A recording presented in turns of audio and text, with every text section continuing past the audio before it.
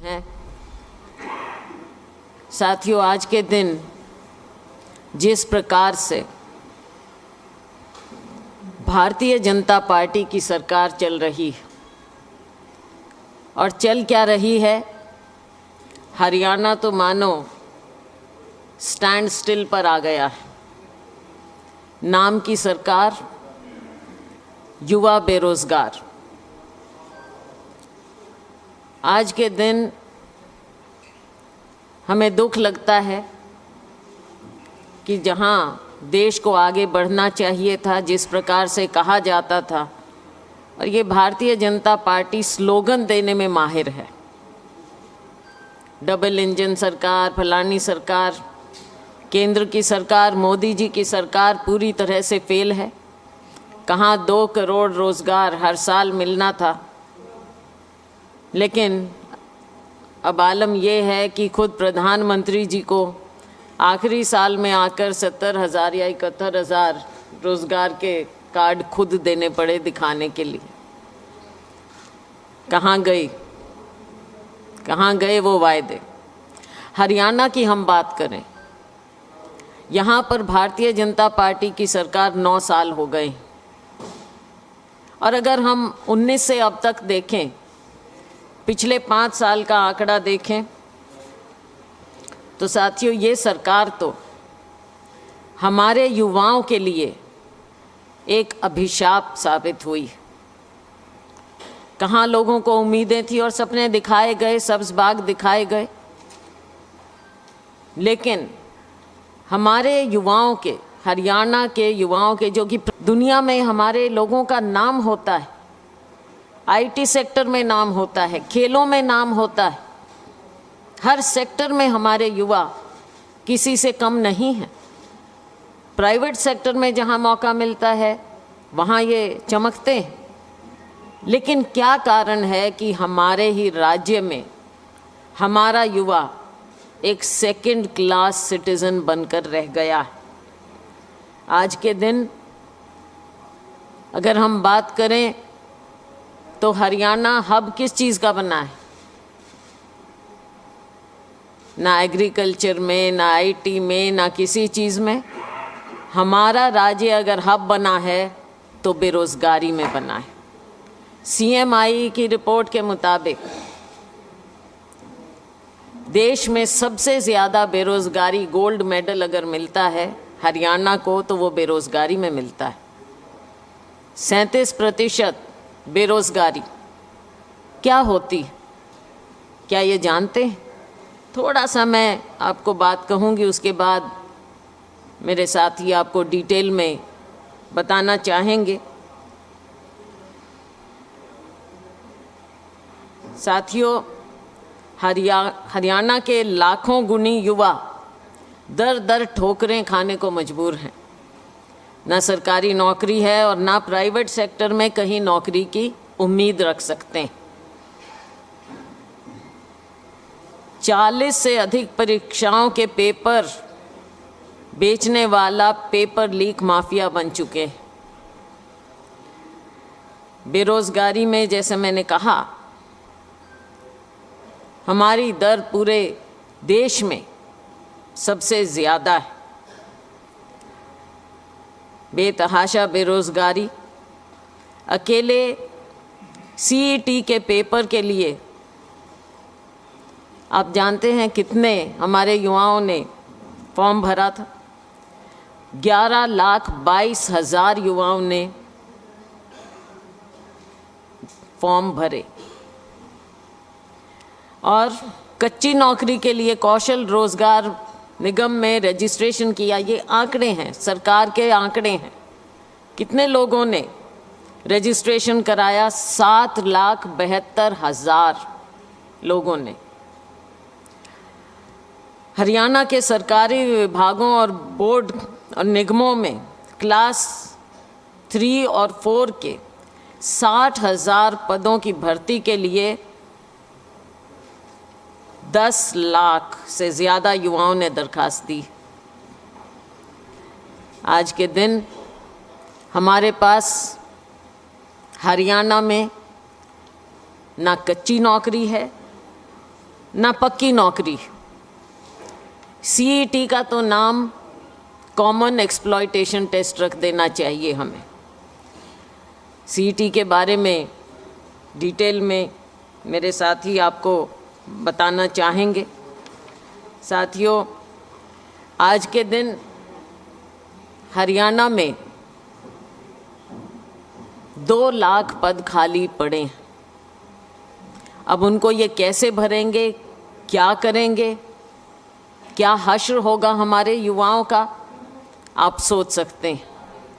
मैं आग्रह करूंगी अपने साथियों से कि इस पर और थोड़ी ज़्यादा तफसील से जाएं, डिटेल में इन मुद्दों पर, इन इश्यूज़ पर, इन पॉइंट्स पर नज़र डालें, आपका ध्यान आकृष्ट करें और आपके माध्यम से हरियाणा की जनता को इस भारतीय जनता पार्टी, जिनके मुखिया खट्टर जी हैं और जजपा इनकी सहयोगी पार्टी है, इनकी असलियत के बारे में आपको और हरियाणा की जनता को बताएं। तो मैं आग्रह करूंगी रणदीप जी से कि ये सीईटी के बारे में आपको ज़्यादा अच्छी तरह से, आप जानते हैं ये तो डिटेल में जाके इनकी समझ बहुत बारीकी की है, ये आपको समझाएंगे। धन्यवाद। शुक्रिया शैलजा जी। साथियों, जो हवाई भाजपा जजप्पा सरकार है, आज हम सब साथी एक कोने से दूसरे कोने तक भारतीय राष्ट्रीय कांग्रेस और हरियाणा प्रदेश कांग्रेस के सब साथी हवाई भाजपा जजप्पा सरकार से ठोस बेरोजगारी और युवाओं के मुद्दों पर तर्कपूर्ण सवाल पूछने के लिए आपके बीच में उपस्थित हैं। 4 पहलू उसके हम आपके समक्ष रख रहे हैं। एक पहलू शैलजा जी ने उसकी शुरुआत की कि बेरोजगारी की हरियाणा में स्थिति क्या है, और उस बेरोजगारी का एक बड़ा पहलू है कॉमन एलिजिबिलिटी टेस्ट, जिसको हमने कॉमन एक्सप्लॉयटेशन टेस्ट की संज्ञा दी है। तीसरा पहलू है जिसकी व्याख्या किरण जी करेंगी, वो है कि किस प्रकार से पद रिक्त पड़े हैं या वापस ले लिए गए या फिर अदालत के पचड़े में डाल दिए गए। और चौथा पहलू जो हम आपके समक्ष लेकर आए हैं वो है कि हरियाणा के युवाओं की बजाय बाहरी उम्मीदवारों को मौका मिल रहा है, जिसकी चर्चा आपसे फिर शैलजा जी करेंगी। हरियाणा में बेरोजगारी का सबसे बड़े नासूर का सबूत और उसकी दर्दनाक कहानी कहने वाले वो 11,22,000 नौजवान हैं जिन्होंने कॉमन एक्सप्लॉयटेशन टेस्ट के लिए अप्लाई किया। साल 2019 से ही सीईटी के नाम पर हरियाणा के युवाओं को बेवकूफ बनाने की कोशिश की जा रही है। अगर मैं ये कहूं कि खट्टर और दुष्यंत जी की सरकार मिलकर हरियाणा के युवाओं के भविष्य की भ्रूण हत्या कर रही है तो शायद ये सच होगा। 2019 वाली सारी भर्तियां सीईटी में दे दी गई।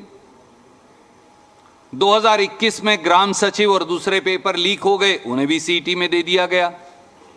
अब हम 2023 के मिड में हैं, जुलाई का महीना अब हम पहुंच गए, तो आधा साल फिर बीत गया। तो 19 से 23 तक का समय तो सीईटी करवाएंगे और उससे फिर पेपर करवाएंगे, इसी में लगा दिया। 11,22,000 बच्चों ने दरख्वास्त दी। 4 शिफ्टों में आखिर में एग्जाम हुआ, बड़े मोल तोल के बाद 5 और 6 नवंबर 2022 को। 10 जनवरी 2023 को रिजल्ट आया। रिजल्ट में 2,92,000 बच्चों को उन्होंने पास दिखाया, पब्लिक डोमेन में नहीं डाला। आखिर में फिर कोर्ट में गया और 29 जून 2023 को 2,92,000 से बढ़ाकर 3,59,000 बच्चों को पास दिखा दिया गया। यह सीईटी का रिवाइज रिजल्ट भी उन 11,22,000 बच्चों से भी और 3,59,000 युवक और युवतियों से भी जो हरियाणा के हैं, उनके भविष्य से क्रूर और भद्दा मजाक है। युवाओं की जिंदगी से कॉमन एक्सप्लॉयटेशन टेस्ट, जिसे वो कॉमन एलिजिबिलिटी टेस्ट कहते हैं, उसके नाम पर जो मजाक हो रहा है, उसके 4 पहलू जरूरी हैं। पहला, सीईटी करवाने के बाद सीईटी में से केवल 4 गुना उम्मीदवार बुलाने की एक अजीबोगरीब शर्त लगवा दी। पहले सीईटी ले लिया, 3,59,000 या 60,000 बच्चे पास हो गए। अब कहते हैं केवल 4 गुना, जितनी पोस्ट है उसका 4 गुना बुलाएंगे, तो बाकी बच्चे कहां जाएंगे? फिर उन्होंने सीईटी क्यों दिया था? फिर आपने सीईटी एग्जामिनेशन क्यों किया था? फिर 11,22,000 से 3,59,000 शॉर्टलिस्ट क्यों किए थे? और पूरे देश की परिस्थिति क्या है, हमने ये देखने की कोशिश की। मैं ये कागज आपको भेज रहा हूं, ये उत्तर प्रदेश का है। यहां भी इसी प्रकार का एग्जाम है। 15 गुना बच्चों को बुलाया जाता है जो पास होते हैं। ये पड़ोस के राज्य राजस्थान का है, यहां भी 15 गुना बुलाए जाते हैं। अगर आप भारत सरकार का एसएससी भी देखो, रेलवेज देखो, बैंकिंग देखो, तो 12 गुना से 20 गुना तक एलिजिबल बच्चों को बुलाया जाता है। तो यहां 4 गुना की शर्त क्यों? और बाकी के युवक और युवती जो 4 साल मेहनत करके सीईटी पास करके आए हैं, वो कहां जाएं? दूसरा पहलू, अलग अलग योग्यता वाली सारी श्रेणियों के लिए एक ही सीईटी क्यों? मैं 12वीं पास हूं, आप बीए पास हैं, आप बीटेक हैं, आप एमटेक हैं, आप जूनियर इंजीनियर का डिप्लोमा किए हैं, आपने पॉलिटेक्निक से डिप्लोमा किया है, सबके लिए एक ही कॉमन सीईटी। तो आप एमटेक से लेकर 12वीं तक सबकी योग्यता एक कॉमन एलिजिबिलिटी टेस्ट से कैसे उसका आंकलन कर सकते हैं? यह अपने आप में एक विसंगति है। आपको अलग अलग श्रेणी के लिए अलग अलग सीईटी करनी चाहिए नेचुरली। आप एमटेक का और 12वीं का मुकाबला कैसे कर सकते हैं एक सीईटी से? तीसरा पहलू, सीईटी के पेपर में महानुभाव खट्टर साहब और महानुभाव दुष्यंत चौटाला जी और उनके स्टाफ सिलेक्शन कमीशन ने 63 ग्रुप्स और 401 कैटेगरी रख रखी। ग्रुप्स क्या हैं? कोई 12वीं है, जैसा मैंने बताया, कोई ग्रेजुएट है, कोई एमटेक है, कोई बीटेक है, कोई पॉलिटेक्निक है, इत्यादि इत्यादि। और कैटेगरीज क्या हैं? 401, कोई एएलएम की है, कोई जेईई की है, कोई जेएससी की है, इत्यादि इत्यादि। अब क्या करना पड़ेगा? आपने उन सब बच्चों का एक सीईटी कर दिया, तो अब आपको इनको 63 ग्रुप्स और 401 कैटेगरी में बांटना पड़ेगा। मैं तो एमटेक हूं, मैंने तो इंजीनियरिंग पोस्ट के लिए अप्लाई किया है। इसका नतीजा आप निकालेंगे। भाई तुम्हारा एक ही सवाल, तुमने सारे सवाल ही गलत का जवाब ही गलत है, तुम्हारे 5 के 5 का। तो सही जवाब साक्षी मलिक है, उन्होंने विनेश फोगाट को टिक किया हुआ है। तो मैं गलत सवाल का जवाब दूंगा, गलत जवाब तो नंबर मिलेंगे, नहीं तो मिलेंगे नहीं। इनका एक और देख लीजिए। सवाल नंबर 81 था, who was the first Indian to be appointed as first chief justice of the Punjab high court in 1913? Gopal Singh, Alok Singh, sir Chhotu Ram, doctor Swaroop Singh, not attempted. सही जवाब है सर शादीलाल, उनका नाम ही नहीं लिखा। बताओ भैया कैसे जवाब देगा बच्चा? अजीब आदमी हो आप। एक सवाल और मैं सैंपल के तौर पे दिखाता हूं। विश्व पर्यावरण दिवस की वर्ष 2022 की विषय वस्तु यानी थीम क्या है? स्वच्छ पर्यावास, स्वस्थ पर्यावास, सभी के लिए समावेशी विकास, अंतर का ध्यान रखें, न किसी को और न कोई स्थान पीछे छोड़ें, समावेशी विकास, सतत विकास उत्तर नहीं देना चाहते। अब जवाब है ओनली वन अर्थ, वो इसके अंदर ही नहीं लिखा। तो क्या करेगा बच्चा भैया, क्या लिख के दोगे, कहां जाए बच्चा? वो इसके अंदर है ही नहीं, ऑप्शंस भी नहीं। एक और लास्ट में आपको पढ़ देता हूं। महाभारत में हरियाणा को डैश कहा गया है। बहुधनक, जय संहिता, हरिधाम, कृषिधाम उत्तर नहीं देना चाहते। जो महाराज खट्टर साहब और दुष्यंत जी हैं वो कहते हैं कृषिधाम कहा गया है। कहा गया है बहुधनक, a land of riches and a land of plentiful grains. अब आपको महाभारत की जानकारी नहीं है भैया, क्यों ऐसे सवाल पूछते हो? जरूरी है खट्टर साहब वो पूछना जिसका जवाब ना आपको आता, ना दुष्यंत चौटाला को आता, ना चेयरमैन HSSC को आता। क्यों बालकों के साथ इस प्रकार का व्यवहार कर रहे हो? अब जब आपने इनके जवाब ही करेक्ट नहीं किए, आंसर की में एक और नोटिस लगा दिया, 1000 रुपया और भरो फिर ठीक करवाओ। क्यों करें भाई? बेवकूफी आप करें, छल आप करें, कपट आप करें, धोखा आप करें, अभिशाप आपकी सरकार बन जाए। 11,22,000 बच्चे यानी 40 लाख हरियाणा के लोग समेत परिवारों के वो बेवकूफ बने तो किस प्रकार से भर्तियां होंगी जब ये इस प्रकार का सिस्टम है। एक तीसरा पहलू है, वो इससे भी ज्यादा चौंकाने वाला है। मैं किरण जी से अनुरोध करूंगा वो आपके समक्ष रखेगी।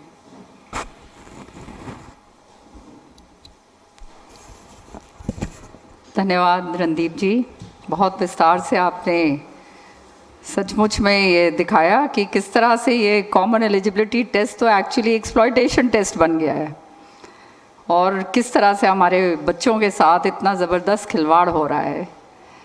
शैलजा जी ने बताया कि किस तरह से 2 लाख पद जो हैं आज हरियाणा के अंदर खाली हैं।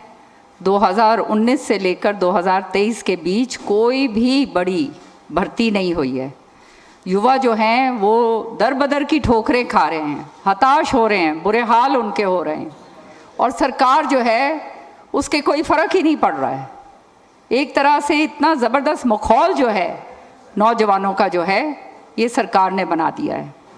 आपको याद होगा कि जब ये डबल इंजन सरकार 2 बारी बनी है, वायदा किया गया था कि 2.5 करोड़ नौकरियां हर साल जो हैं नौजवानों को दी जाएंगी। अब 2.5 करोड़ की तो बात छोड़िए, यहाँ तो 2 लाख नौकरियां जो लंबित पड़ी हैं 2019 से, उन नौकरियों को आज तक नहीं भरा गया है। और किस तरह से नौजवानों के साथ खिलवाड़ हो रहा है वो आप सबके सामने, और मैं आपको विस्तृत तरीके से मैं बताती हूँ कि या तो ये हज़ारों जो भर्तियाँ हैं इनका जो है नतीजा वो नहीं निकाला, या फिर इनको रद्द कर दी गई हैं, और या फिर गलत नीति के कारण जो है कोर्ट के जो हैं चक्कर काटने पड़ रहे हैं। तो हालात ये हो गए हैं कि आज के दिन कोई भी जो युवा है उसको समझ नहीं आ रहा कि हम आगे किस तरह से हमारे को नौकरी मिलने वाली है। पक्की नौकरी जो लंबित हैं वो तो दी नहीं है। कौशल रोजगार योजना जो है वो शुरू करी है, जो खुद जो है स्वयं विधानसभा के अंदर जब ये प्रश्न मैंने उठाया उसमें कहा गया कि ये तो कच्ची नौकरी है। अब ये कच्ची नौकरी जो है 1 साल की है और उसके अंदर भी आपको मालूम है किस तरह से जो है बच्चों को जो है हफ्ते हफ्ते के बाद भी निकाला गया है। तो ये सारा का सारा सिस्टम जो है वो पूरी तरह से विफल हो चुका है। तो मैं आपको विस्तार तरीके से ज़रा बताना चाहती हूँ कि कौन कौन सी ऐसी नौकरियां जो हैं, शायद आपको दोबारा से याद दिलवा दूं। आपको मालूम होना चाहिए, सारे हरियाणा को पता होना चाहिए कि किस तरह से जो हैं ये लंबित पड़ी हुई हैं इनकी गलत नीतियों के कारण।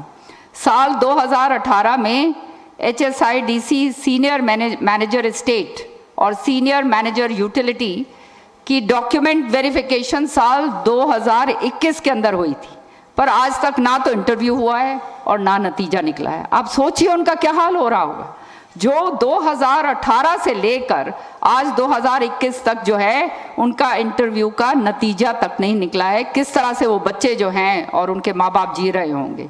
साल 2020-21 में स्टाफ नर्स की जो थी पोस्ट थी 275, रिवाइज्ड पोस्ट बनाई इन्होंने 307, ये 2021 की बात है। सालों तक जो है प्रक्रिया जो है वो लटकी रही और डॉक्यूमेंट वेरिफिकेशन के समय हाई कोर्ट के मुकदमे के अंदर जो है उलझा ली गई। तो हर तरीके से जो है जो निकालते हैं वो या तो लटकी रहती हैं या फिर वो इतनी बुरी तरह से उनका जो है वेरिफिकेशन और सारा कुछ करा जाता है, सारा गड़बड़ झाला है कि वो कोर्ट के अंदर जाके लटक जाती हैं।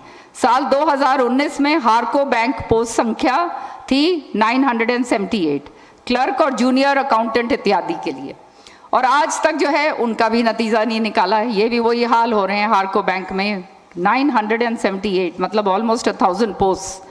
और साल 2019 में फिर एडवर्टाइजमेंट इन्होंने निकाली, विधानसभा चुनाव से पहले 6500 पुलिस कांस्टेबल की इन्होंने भर्तियां निकाली थी। विधानसभा चुनाव जैसे ही हुए उनको कैंसिल कर दिया गया और उनको वापस ले लिया गया। उसके बाद जब खूब हा उलट उठा और सारी ये जो है लोग इधर उधर भागना शुरू हुए, सरकार के खिलाफ नारे लगने शुरू हुए, तो साल 2020 में फिर से एडवर्टाइजमेंट करी और फिर 6600 पुलिस कांस्टेबल जो हैं उनकी भर्ती निकाली गई, जिनमें 5500 महिला थी और 1100 पुरुष, जिसमें 5500 पुरुष थे और महिला 1100 थी। अब उसके बाद जो नया घटनाक्रम हुआ अगस्त 2021 में भर्ती पेपर जो है वो लीक हो गया। आपने देखा है किस तरह से सारे पेपर लीक हो जाते हैं। ये हैरानगी की बात है कि सारे पेपर जिस तरह से लीक हो रहे हैं, ये सरकार की व्यवस्था देखिए और ये एजुकेशनल सिस्टम देखिए आप बच्चों के लिए जिस तरह से इन्होंने कर रखा है।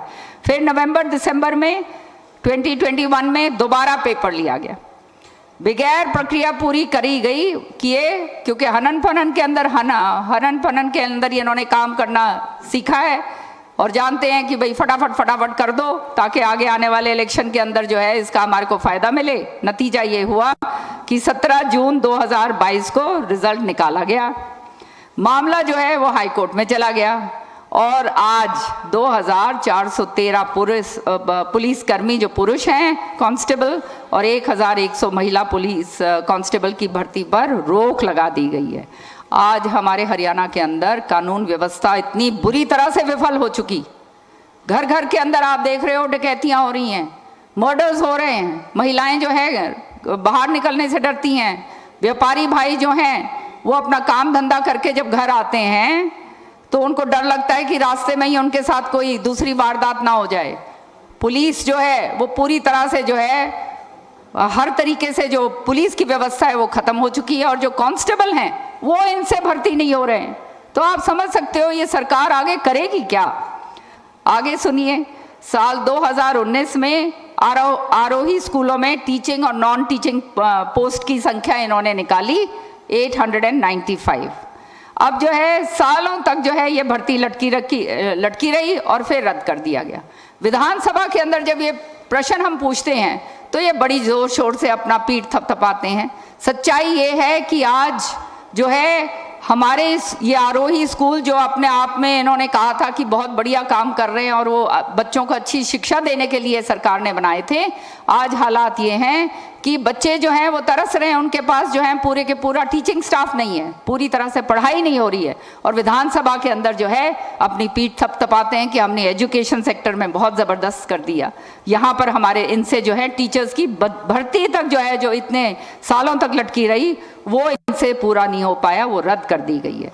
ऐसे ही अन्य हजारों नौकरियां जिनका इन्होंने इश्तिहार निकाला, युवकों से इन्होंने पैसा भरवा लिया और युवकों के ने अपने तैयारी के लिए करोड़ों रुपए खर्च करे और बाद में उनको रद्द कर दिया गया। अब आप समझ जाइए कि इस तरह के हालात जब होते हैं कि हमारा जो है ग्रामीण क्षेत्र, हमारा इलाका है, हमारा प्रदेश है, हमारे बच्चे जो हैं बहुत ही मध्यम वर्ग से आते हैं, कितनी मेहनत करते हैं, कितनी मेहनत करके आगे बढ़ते हैं और फिर माँ बाप जो हैं पता नहीं क्या क्या, कोई ज़मीन बेच रहा है, कोई कुछ बेच रहा है करके जो है उनके फॉर्म भरे जाते हैं और रुपया इतना खर्चा करा जाता है, फिर भी जो है वो वाली नौकरियां जो वो दे के मतलब जो पेपर दे के आते हैं उनको रद्द कर दिया जाता है। उदाहरण से मैं बताती हूँ, ग्राम सचिव जो हैं उनकी पोस्ट थी 697, पटवारी की थी पोस्ट 530, केनाल पटवारी अच्छा, एडवर्टाइजमेंट नंबर भी मैं बता देती हूँ, ठीक है। मैंने सोचा वो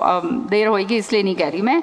एडवर्टाइजमेंट पटवारी जो है, सॉरी, कैनाल पटवारी के एडवर्टाइजमेंट नंबर 8/2019, मतलब 2019 में 8वें महीने में पोस्ट 1100, महिला सुपरवाइजर और इंस्पेक्टर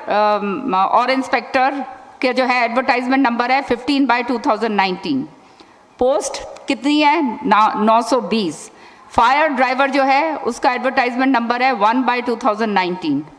पोस्ट हैं 1780। कृषि विभाग की पोस्ट की एडवर्टाइजमेंट नंबर 2/2020 जो हैं उसमें पोस्ट हैं 740। और जूनियर लेक्चरर असिस्टेंट और JLI, हाँ, एडवर्टाइजमेंट नंबर 11/2017। पोस्ट कितनी है इनकी? 61। इसी तरह से PGT संस्कृत में जो है एडवर्टाइजमेंट नंबर है 4/2015, पोस्ट है 626। TGT संस्कृत की जो है एडवर्टाइजमेंट नंबर है 7/2015, पोस्ट हैं 664। इलेक्शन तहसीलदार जो है प्लस IIT के जो तहसीलदार हैं उनके एडवर्टाइजमेंट नंबर 1/2020 और पोस्ट इनकी जो है आप जानते हो इनकी पोस्ट है 664। पहले तो पेपर लीक हुआ, फिर दोबारा इन सारी पोस्टों के लिए एग्ज़ाम दिलवाया गया और 17 जून 2022 को आनन फनन में रिजल्ट इन्होंने निकाला गया। तो हालात जो हैं आज सारे के सारे स्पष्ट तरीके से आपके सामने। और 2 दिसंबर 2022 को PGT और TGT श्रेणी में 2069 अध्यापकों की भर्ती करी गई। अब उन सबको बगैर कारण बताए खारिज कर दिया गया। वो दर बदर की ठोकरें खा रहे हैं, जगह जगह अपनी दरखास्त लेकर पहुंचते हैं कि जी हमारा क्या होगा, हमारे को जो है भर्ती करा गया और हमारे को बाहर निकाल दिया गया। अब कह रहे हैं कौशल रोजगार योजना के अंदर इनको कच्चा जो है वो उनको दे देंगे। तो इस तरह की जाति जो है जो हमारे युवकों के साथ हुई है, ये पूरी तरह से ऐसी अनदेखी कभी भी इस प्रदेश के अंदर नहीं हुई। और साथ ही साथ PGT अध्यापक जो हैं जिनके पद थे 4600 के साथ भी उनको भी फुटबॉल बना के रखा हुआ है। लगातार जो है उनके साथ खिलवाड़ करा जा रहा है। साल 2019 में PGT अध्यापकों की पोस्ट HSSC के माध्यम से निकाली गई थी। बाद में उसी भर्ती प्रक्रिया को कैंसिल करके साल 2022 में HPSC में ट्रांसफ़र कर दी। अब कई बार क्राइटेरिया बदल देते हैं, कभी कुछ क्राइटेरिया कभी कुछ क्राइटेरिया। बच्चे जिस चीज़ के लिए तैयारी करते हैं उनको मालूम ही नहीं है कि करना क्या है। अभी बड़ा विस्तार से रणदीप जी ने बताया कि किस तरह से ये पेपर निकालते हैं, पेपरों के अंदर जो है किस तरह के प्रश्न पूछे जाते हैं बेतुके, जिनका कोई जवाब ही नहीं है और जो गलत है। और इसी तरह से क्राइटेरिया भी जो है मनमाने तरीके से जो है ये क्राइटेरिया निकालते हैं। और जब ये क्राइटेरिया कई बार बदलते हैं, उसके बदलने के बाद 25 मई 2023 को 8 विषयों के 3863 PGT पद पर और जो है 630 मेवात काडर के जो PGT पद थे उनकी जो है सारी की सारी भर्ती जो है वो खारिज कर दी गई। अब कितनी ज़्यादती है, आपके सामने सारी बातें हैं। अब फिर इश्तिहार निकाला है और फिर नई भर्ती का नाटक करने जा रहे हैं, क्योंकि अब इलेक्शन आ रहा है तो जो है इलेक्शन ईयर के अंदर जो है दिखा रहे हैं कि हम फिर दोबारा से भर्ती करने जा रहे हैं। सच्चाई ये है कि अब जब गांव में जाते हैं युवा बालक जो हैं हताशा होके फिर रहे हैं। आज आमदनी है नहीं, महंगाई इतनी बढ़ गई है, रोजगार बिल्कुल नहीं है। और गांव के जो बड़े बुजुर्ग हैं वो सारे ये बात कहते हैं और बच्चे खुद कहने लग गए हैं कि बहन जी हमारा क्या होगा, हमारा तो जो है आगे कुछ भविष्य जो है बिल्कुल अंधेरा है और ना हमारी शादियां होंगी, शादी ब्याह नहीं हो कोई करेगा। जो बच्चे के पास नौकरी नहीं है, जो अपने घर का पालन पोषण नहीं कर सकता, जो है उनको लड़कियां देने से जो है रिश्ते जो हैं वो बंद हो गए हैं। ये एक बहुत बड़ा एक सामाजिक प्रॉब्लम जो है ये हरियाणा के अंदर बनता जा रहा है। और ये बात को जो है विधानसभा में मैंने बार बार उठाई है और आने वाले समय में जो रणदीप जी ने और शैलजा जी ने सारी यहाँ पे बात कही है, इसको कॉलिंग अटेंशन मोशन के जरिए, काम रोको प्रस्ताव के जरिए विधानसभा में दोबारा से बहुत जोर शोर से मैं उठाऊंगी। और अब आगे जो है मैं आग्रह करूंगी शैलजा जी से कि आगे जो हैं वो पूरा विस्तार से बताएं कि किस तरह से हमारे युवक जो हैं उनके साथ हरियाणा सरकार ने जबरदस्त जाति कर रखी।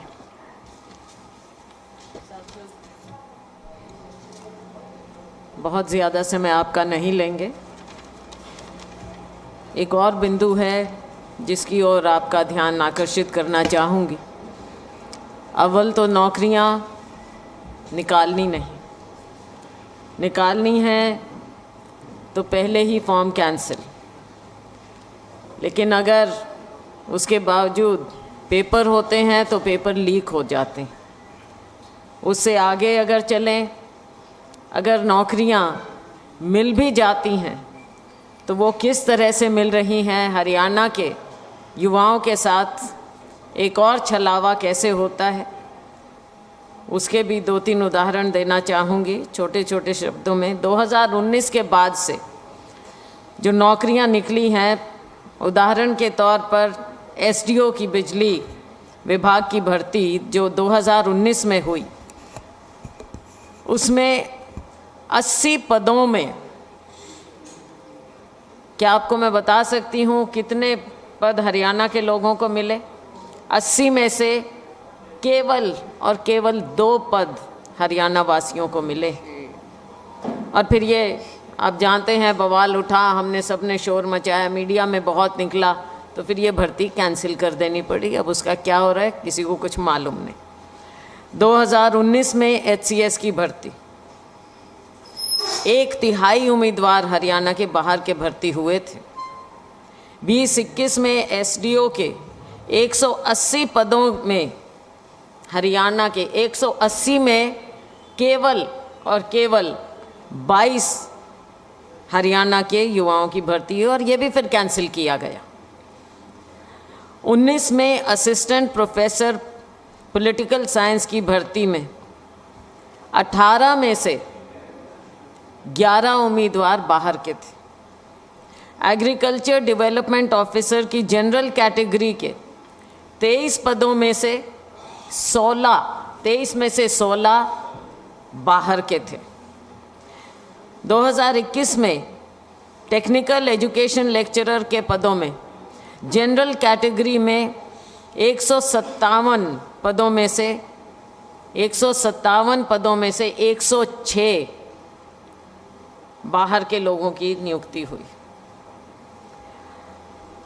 साथियों, हरियाणा केवल एक ऐसा प्रांत है कि हम इतना ज़्यादा नेशनल इंटीग्रेशन में विश्वास रखते हैं कि यहाँ स्टाफ नर्स और वेटनरी की पोस्ट के लिए ना तो हरियाणा नर्सिंग रजिस्ट्रेशन काउंसिल और ना हरियाणा वेटनरी रजिस्ट्रेशन काउंसिल का पंजीकरण अनिवार्य है।